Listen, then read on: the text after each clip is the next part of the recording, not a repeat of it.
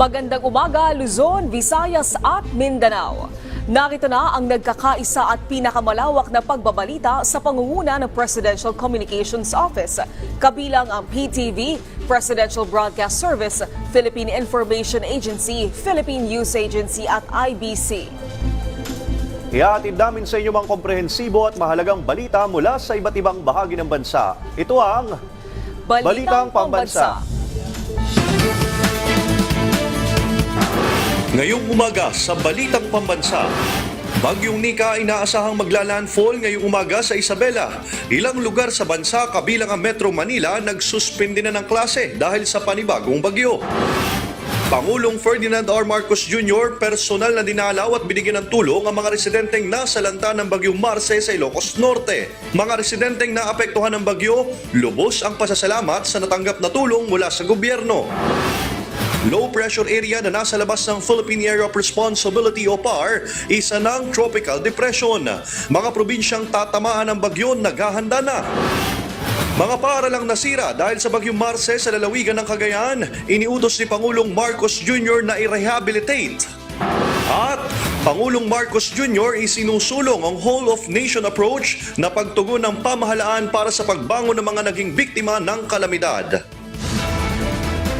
Lumakas pa at isa ng typhoon ang bagyong Nika habang binabaybay ang silangan timog-silangan ng bahagi ng Kasiguran Aurora. Nakataas na ang signal number 4 sa northernmost portion ng Aurora, central at southern portion ng Isabela, central at eastern portion ng Mountain Province at western at southern portion ng Kalinga. Nasa ilalim naman ng signal number 3 ang northern portion ng Aurora, northeastern portion ng Nueva Vizcaya, northern portion ng Quirino, the rest of Isabela, northwest portion ng Cagayan, nalalabing bahagi ng Abra, southern portion ng Apayao at nalalabing bahagi ng Kalinga.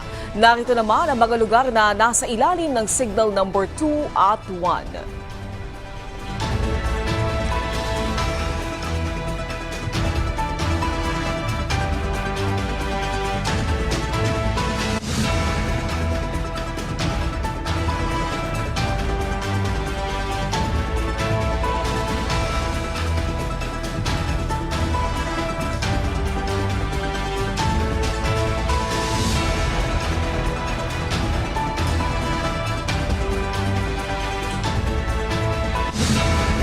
Pinapayuhan po ang ating mga kababayan na manatiling alerto at mag-ingat lalo't inaasahang maglalandfall ang bagyong Nika sa Isabela o sa Northern Aurora ngayong umaga. Maliban naman sa bagyong Nika, mahigpit ding binabantayan ang dalawang sama ng panahon sa labas ng ating bansa.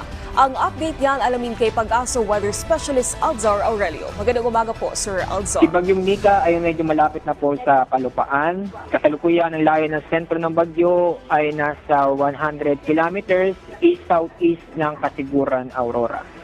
Lumakas ang bagyo at naging ganap ng typhoon. Ang lakas ng hangin malapit sa gitna nito ay nasa 120 kilometers per hour. Mataas ngayon ang tropical cyclone wind signal number 4 sa northernmost portion ng Aurora, central and southern portion ng Isabela, southeastern portion ng Abra, central at eastern portion ng Mountain Province, eastern portion ng Ifugao, at western at southern portion ng Kalinga. Signal number 3 ay nakataas sa northern portion ng Aurora, northeastern portion ng Nueva Vizcaya, northern portion ng Quirino, nalabing bahagi ng Isabela, southwestern portion ng Cagayan, nalabing bahagi ng Abra, southern portion ng Apayao, nalabing bahagi ng Kalinga, nalabing bahagi ng Mountain Province, nalabing bahagi ng Ifugao, northern portion ng Benguet, southern portion ng Ilocos Norte at Ilocos Sur. Signal number 2 ay nakataas sa central portion ng Aurora, nalabing bahagi ng Nueva Vizcaya, nalabing bahagi ng Quirino, northwestern at eastern portion ng Cagayan, nalabing bahagi ng Apayao, nalabing bahagi ng Benguet, nalabing bahagi ng Ilocos Norte, La Union, northeastern portion ng Pangasinan, northern portion ng Nueva Ecija. Signal number 1 ay nakataas sa nalabing bahagi ng Aurora, nalabing bahagi ng Cagayan kasama Mabuyan Islands, nalabing bahagi ng Pangasinan, lalabing bahagi ng Nueva Ecija, Bulacan, Pampanga, Tarlac, northern at central portion ng Zambales, Metro Manila, Rizal, eastern portion ng Laguna, northern at eastern portion ng Quezon, kasama po Iloilo Island, Camarines Norte at northeastern portion ng Camarines Sur. Dahil sa pagdiyo, ngayong araw may inaasahan na matindi at malalakas na pag-ulan. Intense hanggang torrential na pag-ulan sa Aurora, Isabela, Cagayan, Quirino, Nueva Vizcaya, Surigao, Mountain Province, Kalinga at Apayao. Heavy hanggang intense na pag-ulan sa Abra, Benguet, Ilocos Norte, Ilocos Sur at La Union. Moderate to heavy rain sa Camarines Norte, Camarines Sur, Quezon, Nueva Ecija, Tarlac at Pangasinan. Pinapayuhan namin na maging alerto at mag-ingat dahil sa mga pag-ulan na ito na mataas na magdudulot ng pagbaha o pagguho na lupa.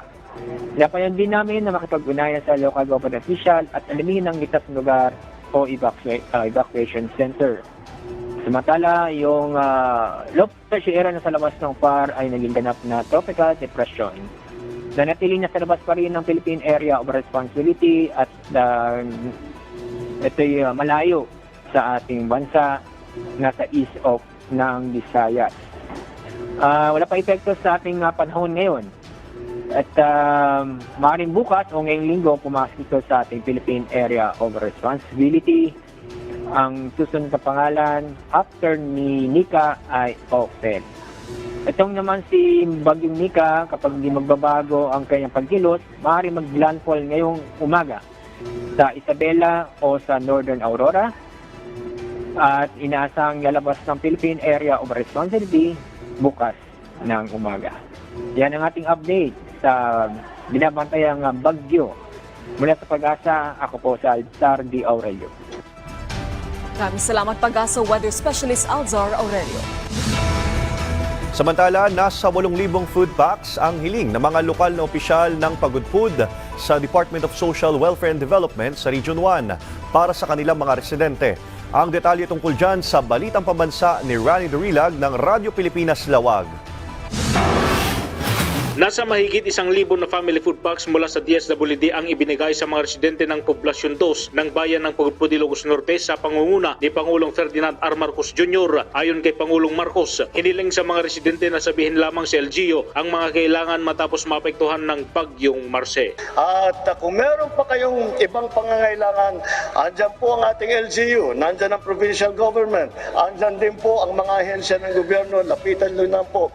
At lahat ng maaari namin gawin ay gagawin namin para yung tulong na hinihingi ninyo sa national government, yung tulong na hinihingi ninyo para maging maayos na ang inyong pamumuhay, gagawin po natin lahat yan. Kinumpirma naman ni DSWD Region 1 Regional Director Maria Angela Gopalan na hiniling ni Mayor Rafi Benamrito ang 8,000 food packs para sa mga residente ng Pagudpud. Paliwanag nito na nasa 5,000 food packs ang dumating kahapon bago ang pagdating ni Pangulong Marcos. Nagkakahalaga naman ng mahigit 1.2 milyong piso ang naibigay ng DSWD na tulong para sa mga residente ng Pagudpud.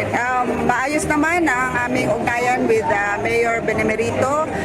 So far, meron siyang request sa amin ng 8,000 plus na food packs. At nakikita naman ninyo nandito, meron tayo ngayong 1,000 plus na ipamimigay ngayon. Although meron na po tayong 2 barangays kahapon na nabigyan. Samantala, unti-unting bumabangon si Mr. Brandon Bernal na residente ng Barangay Poblasyon 1 ng Pagudpud matapos ang hagupit ng Bagyong Marce. Sa panayam ng Radyo Pilipinas Lawag kay Bernal, umaasang makakatanggap din ito ng tulong mula sa gobyerno kahit pamalit lang sa mga nasirang bubungan ng kanyang bahay. Kwento pa ni Mang Brandon na dinanas nila ng kanyang pamilya ang pagbaha noong kasagsagan ng Bagyong Marce. Medyo nakakabangon na rin kasi puro linis pa, hindi pa yung hindi yung lahat ng mga damit namin dyan na nabaha, nabasa. Mga kalat-kalat namin sa loob. Pinasok nga ng tubig yun sa loob namin pag gano'n. O pamalit lang sa yero, yung nasira. Mula sa PBS Radyo Pilipinas Lawag, Rani Dorilag para sa Balitang Pambansa. Unti-unti nang bumabangon ang mga residente sa Ilocos Norte matapos ang pananalasa ng Bagyong Marce. Binisita din ni Pangulo Ferdinand R. Marcos Jr. ang lalawigan para personal na makapaghatid ng tulong sa kanyang mga kababayan. Si Ina R. Zadon Blanco ng PIA Ilocos Norte sa Balitang Pambansa. Parang liwanag sa dilim. Ganito ilarawan ni Pagudpud Mayor Rafael Benemerito ang pagbisita ni Pangulong Ferdinand R. Marcos Jr. upang personal na makita ang pinsalang idinulot ng Bagyong Marce sa komunidad. Hindi rin mapigilan ng ilang mga residente na maluha habang kinukwento ang kanilang karanasan sa hagupit ng nagdaang bagyo. Ilan kasi sa kanila ay nasiraan ng bahay dahil sa malakas na hangin at ulan na dala ng Bagyong Marce. Kada nakarami, mabiyat po nakatulog ulay. May isang minuto lang. Sa totoo lang kasi tayo, balay ko ma'am nawas out totally. Isugagin ka na tataman ko tagisap sa lampayak, pero nga tagitay. Namas-masa. Gayunpaman, lubos na nagagalak at pasasalamat ang nararamdaman ni Nanay Corazon sa pagdalo ni Pangulong Marcos sa kanilang bayan upang maghatid ng tulong.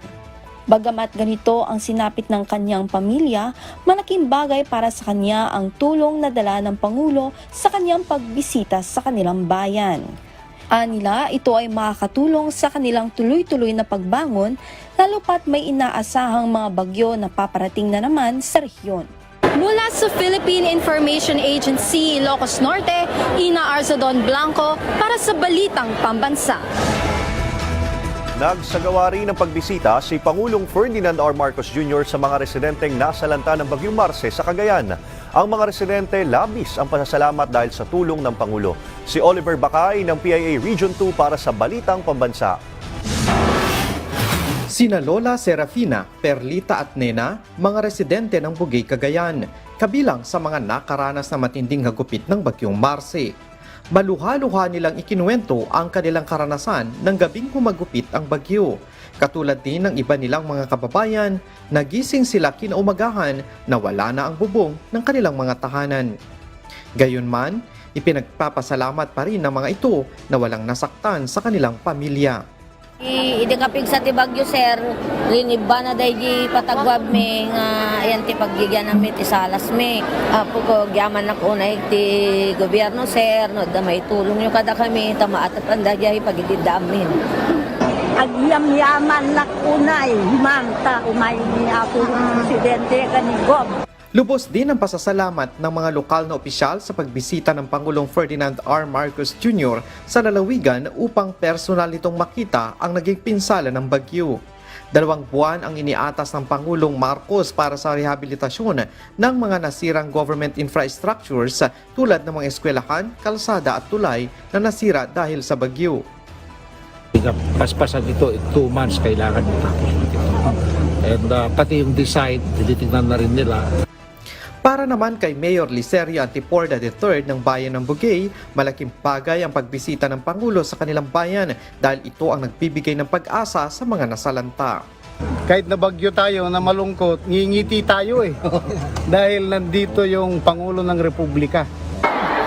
Lubos ang pasasalamat ngayon ng mga mamamayan ng Cagayan sa pagbisita ng Pangulong Marcos sa mga sinalanta ng bagyo. Bakas ngayon sa kanilang mukha ang pag-asa ng pagbangon dahil sa pagsalanta ng bagyo. Mula sa Philippine Information Agency Region 2, Oliver Bacay, Balitang Pambansa. Iniutos na ni Pangulong Ferdinand R. Marcos Jr. ang rehabilitasyon para sa mga nasirang eskwelahan sa Cagayan dahil sa Bagyong Marce. Ang detalye sa Balitang Pambansa ni Dina Villacampa na Radyo Pilipinas, Tuguegarao. Hindi alam ng pamunuan ng Liceria Antiporda Senior National High School kung paano pag-aayos ang kanilang gagawin sa kanilang paaralan matapos ganito ang nadatnan nila pagkatapos ng pananalasan ng Bagyong Marce. Walang bubong ng mga silid-aralan, basag-basag ng mga bintana, nahulog ng mga kisame, nagkalat ng mga yero, sadyang delikado para sa mga mag-aaral. Ayon kay School Principal Ninfa Alagaw, totally damaged ang kanilang mga school building.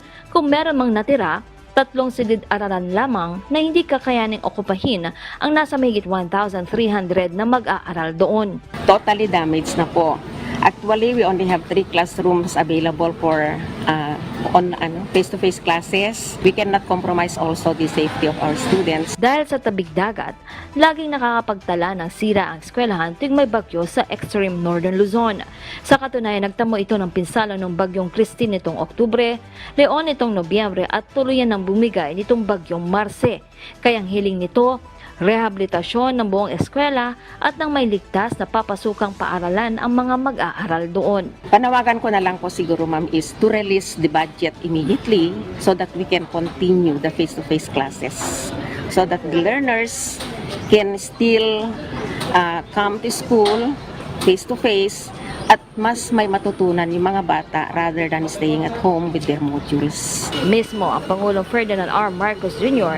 ang nakakita sa kalagayan ng paaralan nang ito ay bumisita sa Bugig.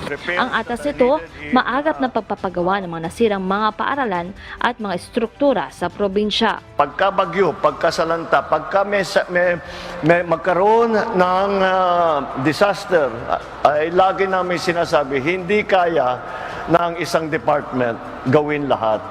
At kaya ang tinatawag namin, ginagawa po namin ay what we call the whole of government approach. Malaki naman ang pasasalamat ni Bugay Mayor Licerio Antiporda III maging ni Cagayan Governor Manuel Mamba sa agarang tulong na ibinigay at ibibigay pa ng Pangulo sa mga nasalanta ng bagyo sa lalawigan. Anila, sadyang nagkukulang na ang pondo ng Bugay maging ng probinsya dahil nagamit nito sa nagdaang mga bagyo na tumama sa Cagayan. Tingnan natin, no? And I'm sure hindi magpa-promise si Presidente kung hindi nila gagawin ito. Sinabi naman niya kanina, hanggang kaya nila. At kung hindi pa nila kaya, magkahanap pa sila. Sa ngayon, habang wala pang ligtas sa silid-aralan sa Licerio Antiporda Senior National High School, alternative delivery mode ang ipinapatupad sa naturang eskwelahan maging sa lahat ng paaralan sa probinsya na nagtamo ng sira. Batay sa talaan ng Schools Division ng Cagayan, umaabot sa 1,258 na silid-aralan ang sinira ng bagyong Marse mula sa 10 coastal municipalities ng lalawigan, kung saan aabot din sa mahigit 24,000 na mag-aaral ang na-displace o walang classroom na magagamit.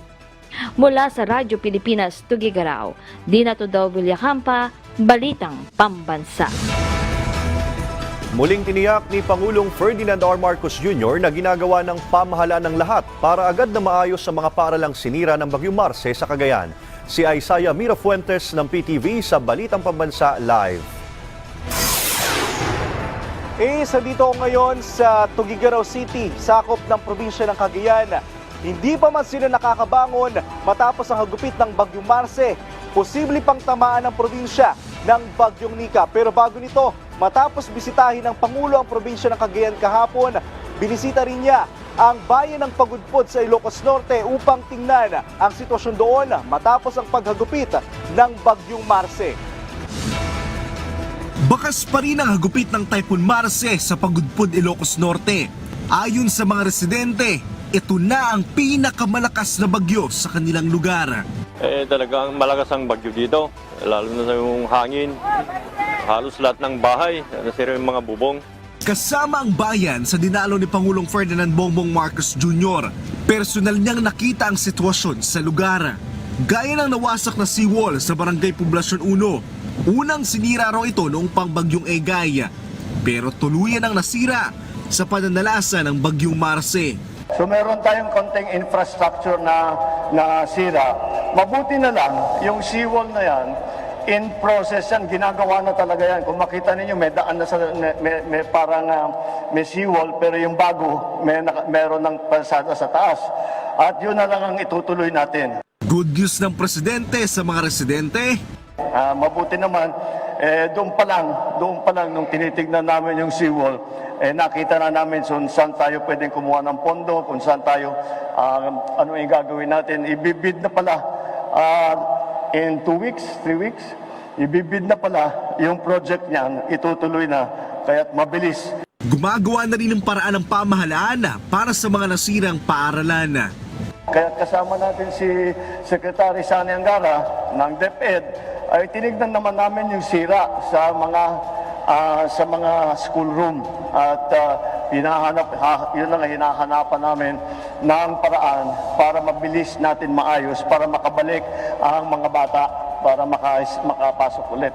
They can go, makabalik sa eskwela. Namahagi ng ayuda ang Pangulo sa mga sinalantalang bagyo sa pagudpud, gaya ng bigas, food packs at sanitation kits. Namigay rin siya ng 70 milyong piso na halaga ng livelihood and financial assistance sa Ilocos Norte. Ang buong kapamilya ko ay mas malaki pa sa aming pagpapasalamat sa kanya dahil nakikita namin siya na parating dito at tutulong sa mga napinsala. Napakalaking tulong, sir, kasi halos wala po siguro ni mister ko kasi ilang araw po walang trabaho eh. Sobrang laking tulong po nun. Kasama ng Pangulo ang kanyang tatlong anak na sina Ilocos Norte 1st Congressional District Representative Sandro Marcos, Simon at Vincent.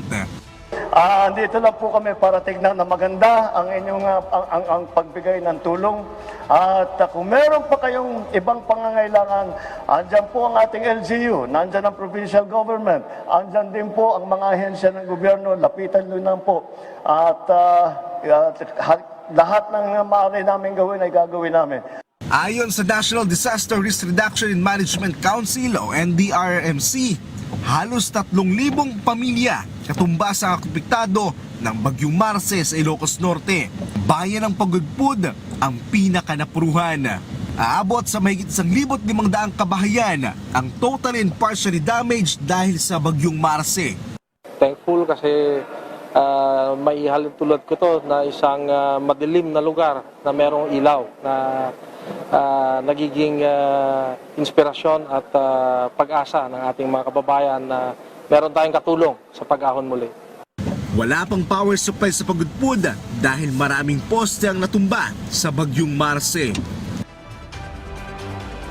Isa ang probinsya ng Cagayan at ang Ilocos Norte sa mga posibleng daanan ng Bagyong Nika. At dito sa Tuguegarao City, dito sa Cagayan, simula pa kaninang hating gabi ay nakararanas na tayo ng mahina hanggang sa malalakas na pagulan. At hanggang nga sa ngayon napakakulimlim pa rin ng buong kapaligiran dito sa Tuguegarao. At nakataas na rin sa Red Alert status ang Cagayan Valley Regional Disaster Risk Reduction and Management Council o CVDRRMC. At ngayon nga lang ay sinailalim na sa Signal Number 3 ang Tuguegarao City. At yan muna ang latest update mula dito sa Cagayan. Balik muna sa iyo, Ace. Maraming salamat at ingat kayo dyan, Isaiah Mirafuentes.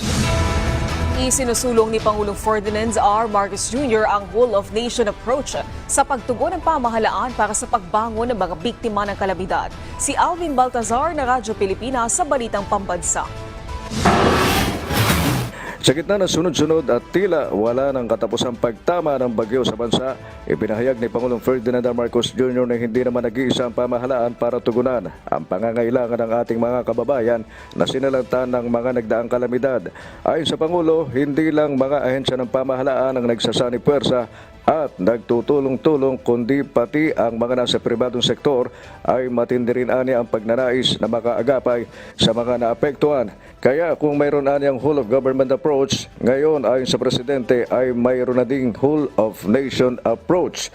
Lahat anya ng handang tumulong ayon sa Chief Executive ay malugod niyan tinatanggap at kanilang isinasama sa gitna ng layuning matulungan ang marami na makarecover mula sa dinaraan ng delubyo ng bagyo. Kagaya ng aking nasabi, iba yung nakikita mo sa television, nababalitaan mo sa radyo, nababasa mo lang sa report, kundi kailangan malaman nila kung anong pinagdadaanan ng ating mga kababayan. At kahit weekend pa nga kahapon, binisita ng Pangulo ang mga kababayan nating nasalanta ni Bagyong Marce sa Cagayan at sa Ilocos Norte kasama ang tatlong presidential sons, sina Congressman Sandro Marcos, Simon at si Vinnie Marcos na ayon sa punong ekutibo ay kusa at nagboluntaryong sumama para makita ang kalagayan ng ating mga kababayan.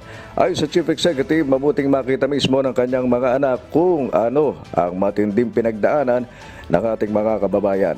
Iba niyang nakikita lang sa telebisyon o nababalitaan sa radyo at nababasa lang sa mga ulat. Ito mga anak ko, silang nag-volunteer na pupunta sila, kaya sinama ko na. Kagaya sinasabi na nga natin, kasama ang private sector, ibig sabihin yan, whole of nation approach na. Hindi lamang pamahalaan, kung hindi lahat ng handang tumulong ay sinasama namin para pagtulong sa ating mga kababayan. Sa ginawang pagbisita ni Pangulo sa Pagudpud, Ilocos Norte, ay pinangunahan nito ang pamamahagi ng 50 million pesos na tulong pinansyal na galing sa Office of the President, habang mayroon ding financial assistance na 20 million pesos mula naman sa DOLE.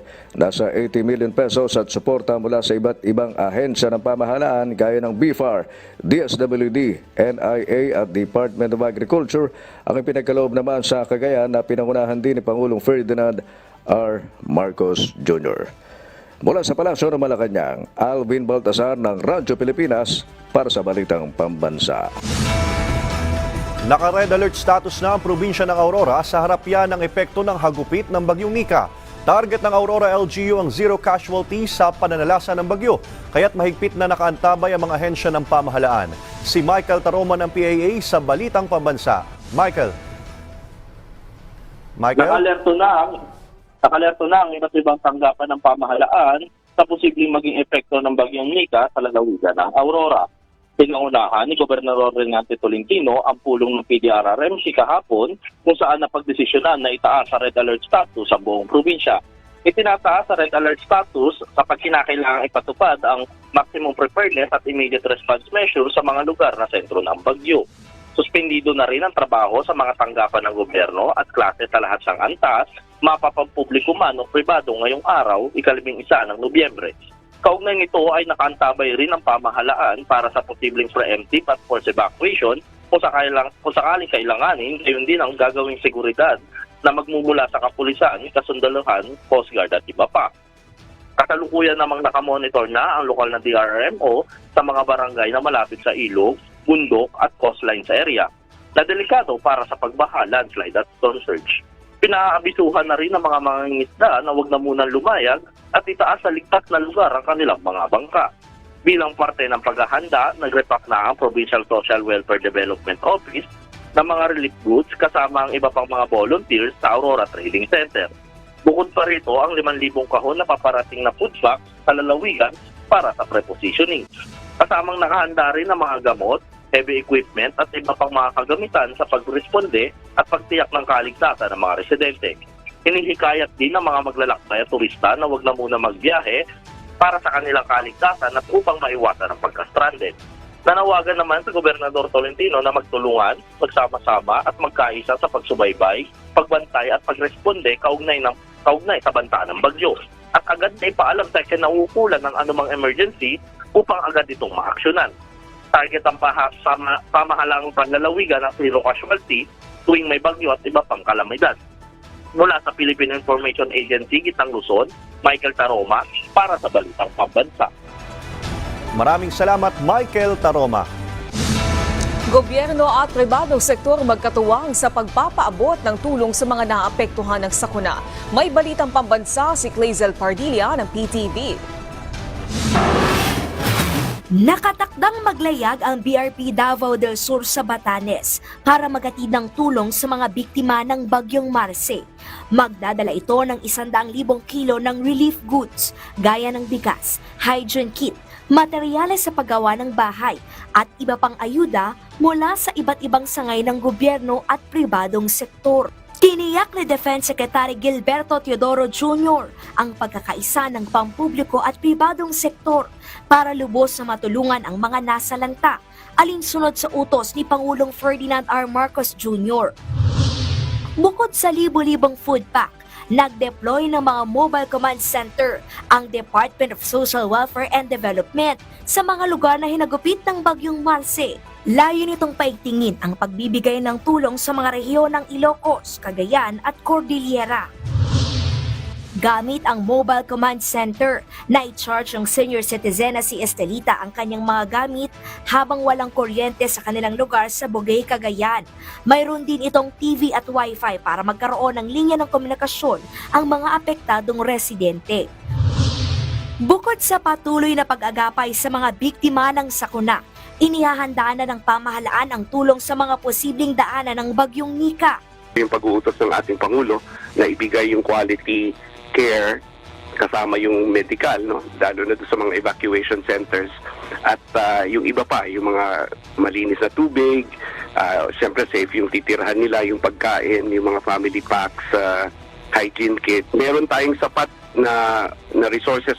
We are maximizing on that window para makapag-augment, no? Maka-augment ng tulong at makapag-preposition pa para dito sa mga sumusunod pa ng mga bagyo DOMS. We are seeing about 2 to 3 more, no? After Marce. So talagang pinaghahandaan natin yun. Dahil sa nagbabadyang epekto ng bagyong Nika, 65,000 individual pa ang nananatili sa mga evacuation center. Expect natin itong si Nika by Monday siguro, and so I think mas okay na muna, lalo na doon sa mga posible pang madaanan at nadaanan nitong si Bagyong Marce, na pansamantala doon muna sila sa mga lugar na safe. Hinihikayat naman ng National Disaster Risk Reduction and Management Council ang mga lokal na pamahalaan na gamitin ang geohazard map na inilabas ng Department of Environment and Natural Resources. Target itong mapabuti ang paghahanda at mabawasan ang panganib mula sa mga kalamidad. Nakapaloob sa geohazard map ang listahan ng mga barangay na madaling tamaan ng pagguho ng lupa, pagbaha at daluyong. Mula sa PTV Manila, Kalezal Pardilia para sa Balitang Pambansa. Mahigit na sa 1.3 milyong kahon ng family food packs ang naipamahagi ng Department of Social Welfare and Development sa mga pamilyang nasalanta ng Bagyong Christine at Leon. Ang mga family food packs ay naipamahagi sa Bicol, Calabarzon, Central Luzon, Eastern Visayas, Cagayan Valley at Ilocos. Namigay din ang family food packs sa National Capital Region, Mimaropa, Cordillera Administrative Region, Western Visayas, Zamboanga Peninsula, Northern Mindanao, Socsargen, Caraga, Davao, Central Visayas at BARM. Patuloy din ang pamamahagi ng DSWD ng mga relief goods sa mga naapektuhan ng Bagyong Marce. Naghahanda na rin ang ahensya sa posibleng epekto ng Bagyong Nika. Walang pasok ang mga paaralan sa Metro Manila at mga lalawigan ngayong araw dahil sa Bagyong Nika. Kabilang sa nagsuspende ng klase sa lahat ng antas ay ang Caloocan City, Las Piñas City, Mandaluyong City, Makati City, Malabon City, Maynila at Marikina City. Kinansela din ang klase sa mga paaralan sa Muntinlupa City, Navotas, Parañaque, Pasay, Pasig, Pateros, Quezon City, San Juan City, Taguig at Valenzuela. Wala ring klase ang mga estudyante sa ilang lugar sa Cordillera Administrative Region, Region 1, Region 2, 3, Nueva Ecija, Tarlac, Batangas, Quezon, Rizal at Region 5.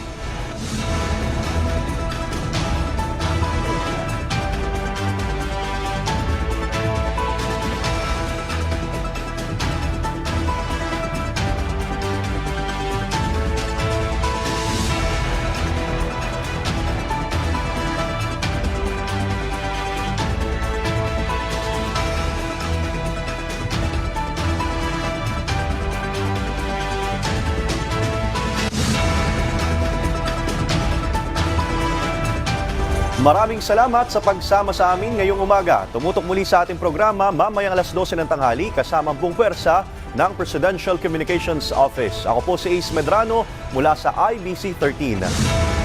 Ito ang nagkakaisang puwersa ng pagbabalita kasama ang PTV, Presidential Broadcast Service, Philippine Information Agency, Philippine News Agency at IBC. Hatid sa inyo ang komprehensibong paghimay sa mahalagang usapin. Mula sa PTV, ako naman si Naomi Tiburcio at ito ang Balitang Pambansa.